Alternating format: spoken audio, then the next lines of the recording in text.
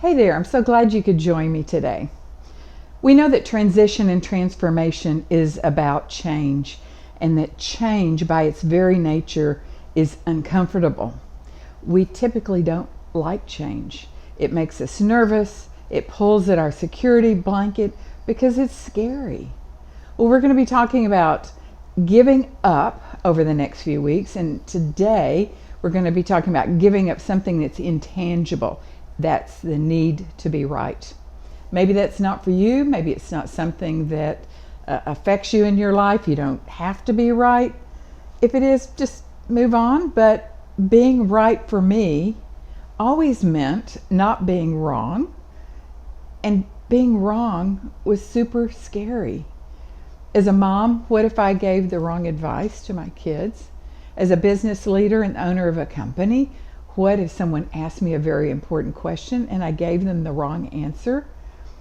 And I was always expected to have the right answer.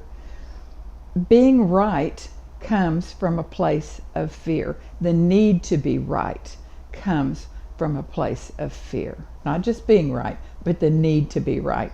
Fear of failure, fear of lack of respect, fear of not being heard. It happens without us even knowing it. But the day that I decided that the effort required to be right all the time was exhausting, and it wasn't effective for me, or it wasn't effective for those that I was trying to advise or those whose questions I was answering, I needed to be right. And then all of a sudden I realized, no, I didn't have to be right. So I gave it up. The first step was just to notice that this was a pattern that was happening over and over again. So I began to pay attention to interactions with my family and with friends and with business colleagues. It's available for anybody, just noticing and just making that decision that you can give up the need to be right. You just decide.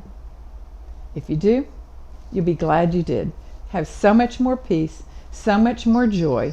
It's not essential to always be right. Thanks, and see you next week.